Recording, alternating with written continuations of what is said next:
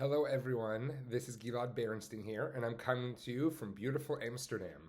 I spoke this morning at the Mews Unfold event that took place here. It was a really wonderful event that brought together hotel owners and operators from across the world, but primarily from the Europe region. And it was just a really good event to meet so many people, to learn from all of them, and to talk all about artificial intelligence in the travel and hospitality world. So, as I do sometimes, I wanted to record a version of my talk. It doesn't include everything I talked about, but most of the main points are in here to share it with all of you.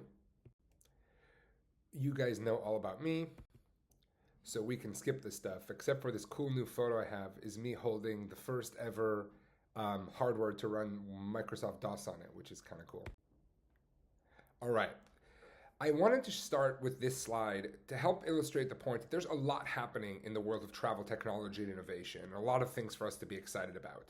And artificial intelligence is both its own vertical, its own thing that we should pay attention to, but it's also an accelerant that is accelerating and pushing forward all these other trends, all these other things taking place within the travel and hospitality ecosystem, which is another important thing to remember. There's a lot happening and it's moving faster than ever. And as you guys know, I always like to make the point that our industry used to be an innovator. I talk about the GDSs and the OTAs, who were unbelievably innovative companies of their times, and some of the only companies, technology companies from those eras to still be alive today. And I say that the reason I'm so excited for the future is that if we play our cards right as an industry and we partner together and we create open systems and all sorts of things like Mews talks about, we can benefit from the great commoditization of AI. We can become an innovator again and a leader among industries. And you guys all know I'm really excited about that. And the thing is, as I point out all the time, we're living through the golden era of small and medium business.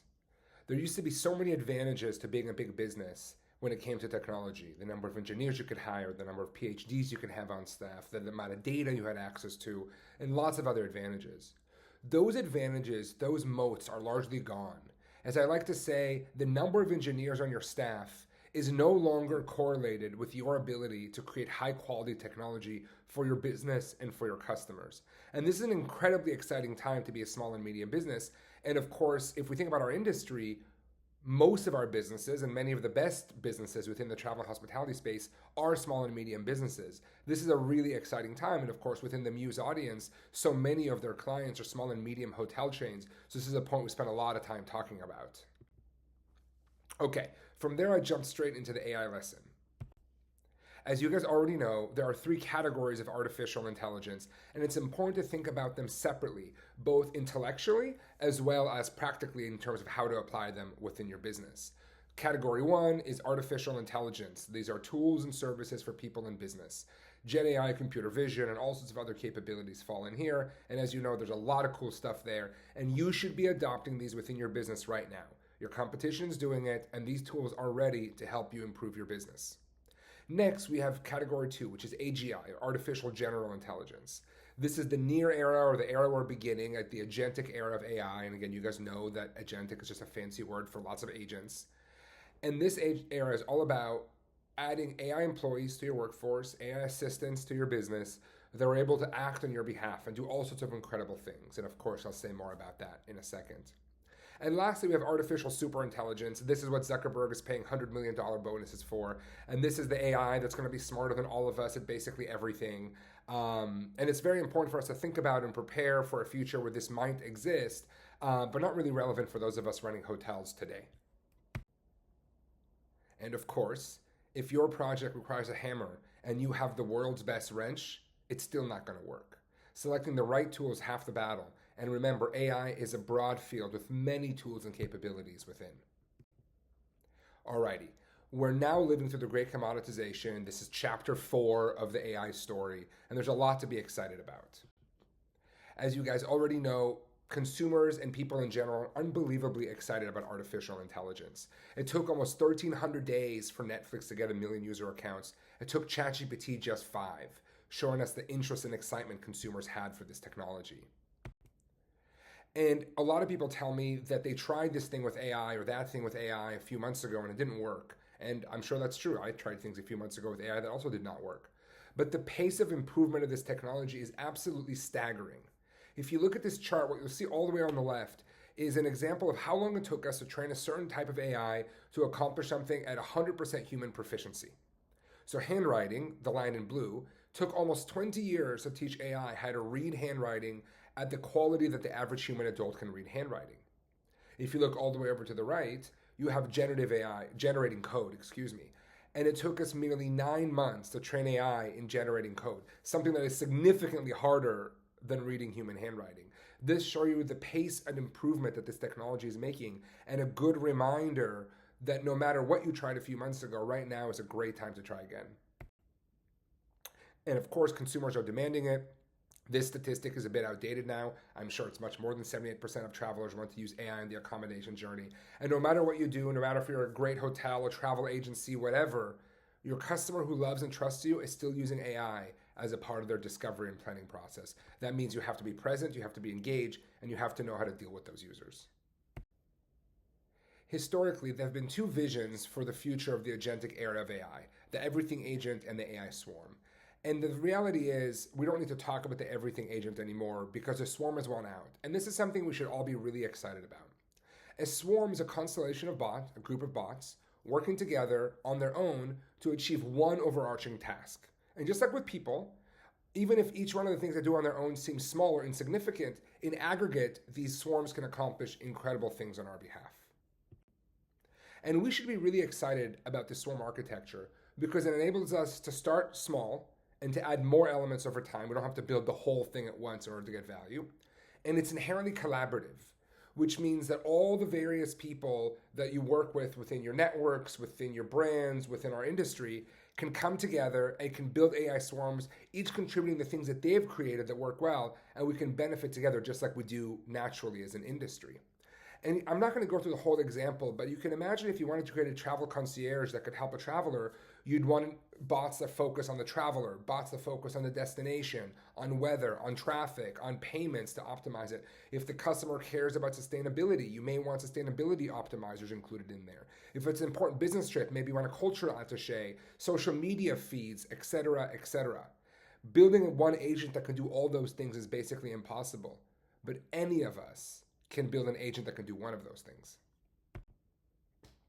Alrighty, so the macro point is we're moving from the Gen AI era to the agentic AI era. We're moving from an AI that can communicate to an AI that can act. That's the macro story. That's what we got to be thinking about. And there's a few lessons, well, there's many lessons, but a few that I focused on here. The pace of change will continue to accelerate. We will never see slower change ever again. Because of that, you have to keep an open and agile mind. The AI era changes quickly, your competition changes quickly, your consumer expectations change quickly. You have to be agile. And you have to embrace the both philosophy. Every business will be a hybrid business. We'll have humans and AIs working side by side. The question is not whether, but when, how you want to become a hybrid business.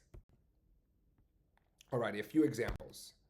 There's people using AI to turn content into itineraries, like videos, stories, and all sorts of different things that you created or that your customers created can now be turned directly into bookable itineraries with all the details filled in.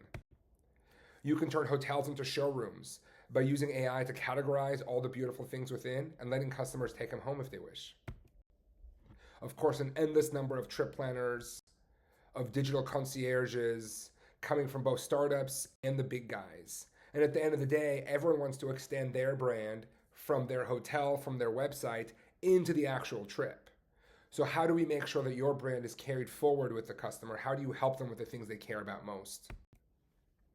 Of course, there's so much to say about AI and sustainability, and I have whole talks and essays about this, and I really hope you read them because we should all work together to protect our planet, its economies, and its peoples. And there's a million ways to use AI to create win-win-win outcomes, where the traveler wins, the business wins, and of course, we do something right by the planet. And dynamic products. I share my vision of dynamic products. And as you know, I'm very excited about this, combining the changes in hard product, the new Lufthansa business class, the huge proliferation of hotel brands, all the new categories within dining, within luxury, within wellness, with dropship, Amazon Prime, Uber Eats, etc. that can get a specific product in a specific place anywhere in the world, anytime, powered with the power of storytelling. And again, I've written a lot about this, and I really encourage you to read this. This is your opportunity to make more money while creating significantly better experiences through hyper-personalization at scale. The woman who spoke before me is a partner at EY, and she made a really eloquent point about how you should think about how to use AI to make every customer feel like they're the only customer on property today. This is one example, one big example of how you can do that.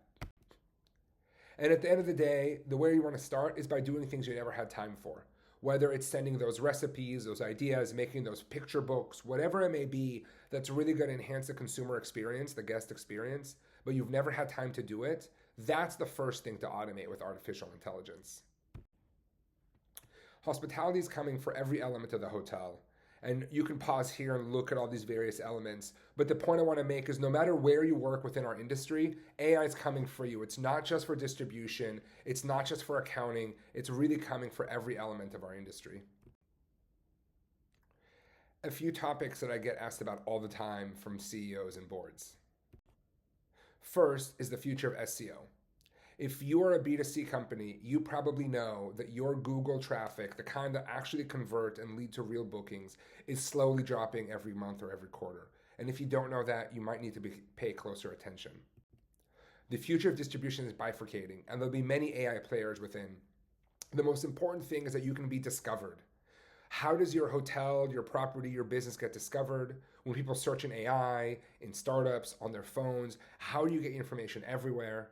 There's lots of things you can do, including building MCP servers or partnering with companies, creating different ways to do that. But you have to think about the future of distribution now, otherwise you'll be behind as these changes continue to compound. There's a lot of advice, again, you can pause here and read this, but the thing that you want to remember, it's about context and depth. You want to increase the context and the depth of your engagement with your consumers. That's when you can offer experience that are really meaningful and perfect fit for them, which is not only the right thing for them, but it's also what the AI is looking for. Robots are coming to a hotel near you and soon, and I'm pretty excited about that. And as you know, focusing on a culture of innovation is everything. Leadership is really important because the people are the hard part of artificial intelligence. Satya Nadella always says that, and we know that's true from almost every CEO. So focus on your culture, focus on really pushing your people to adopt AI, and for you personally, make sure you keep your AI window open all day. That's the way that you're going to become proficient and find more and more ways to utilize artificial intelligence.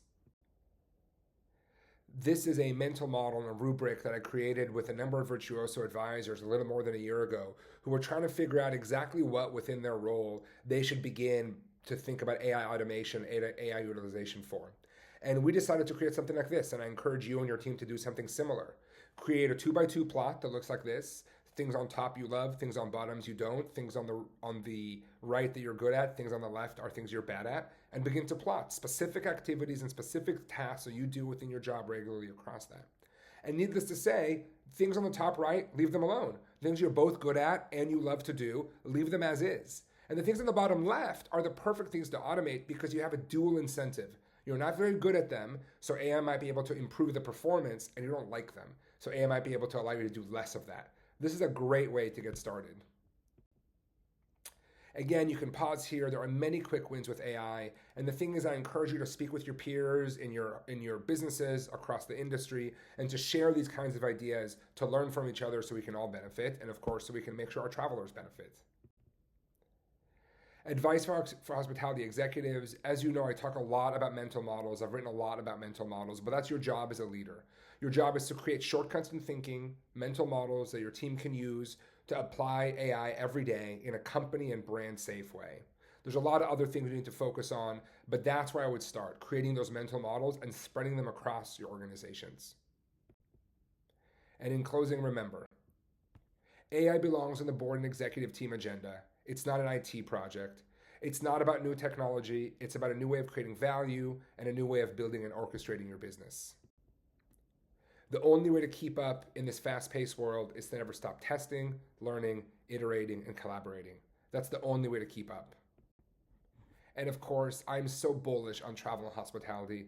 That's why I remain in this industry. And as I wrote here, the travel and hospitality and lifestyle sectors, we're in the business of creating moments that can't be replicated by algorithms or automated into oblivion. We are focused on creating experiences disconnected from economic productivity. The best companies in this space understand the difference. They aren't just focused on making travel faster or cheaper. They're obsessed with making it more memorable, more meaningful, more personal, and most of all, more human. Thank you.